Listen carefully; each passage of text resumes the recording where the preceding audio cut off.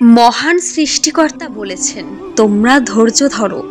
তোমাদের যত খারাপ সময় আসুক, তোমরা ধৈর্য ধরো। আমি তোমাদের খারাপ সময়ের মাধ্যমে পরীক্ষা করি।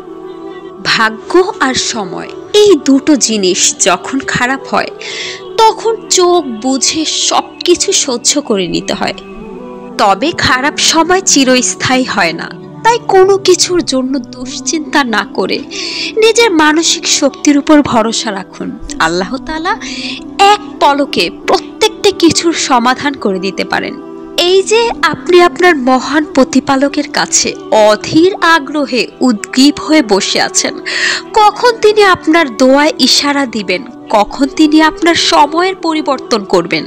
হে বিশ্বাসী, আপনি মেনে নিন, আপনার পরিকল্পনার থেকেও আপনার রবের পরিকল্পনা উত্তম। তিনি আপনাকে শক্ত করছেন, এতটা শক্ত করছেন যেন পাহাড় আপনার পদাঘাতে ভেঙে যায়। তিনি আপনাকে দুই জাহানের জন্য যোগ্য করে তুলছেন। আপনার এক ও অদ্বিতীয় প্রতিপালক মহানুভব রব কখনোই আপনাকে একাকিত্বের সাগরে ফেলে দেননি।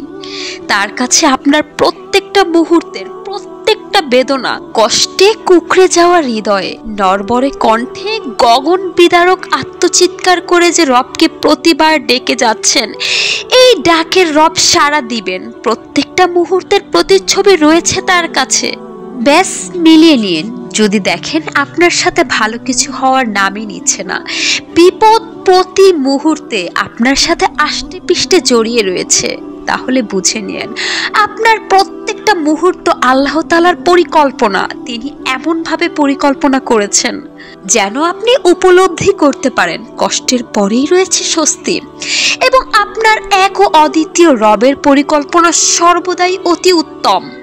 এবং দ্বিতীয়টি হচ্ছে, যারা দীর্ঘদিন যাবৎ ইবাদতে রত রয়েছেন, যদি মনে হয় আপনার রবের পক্ষ থেকে কোনো ইশারাই আসছে না, আপনার রব আপনার দোয়াগুলো শুনছে না, কোনোভাবেই আপনার রব আপনার দোয়া কবুল করছেন না, তাহলে হে বিশ্বাসী, আপনার জন্য সুসংবাদ। আপনার রব আপনার দোয়াগুলোকে অনেক বেশি ভালোবেসে ফেলেছেন। আপনার রব আপনার দোয়াগুলোকে কবুল করে নিয়েছেন।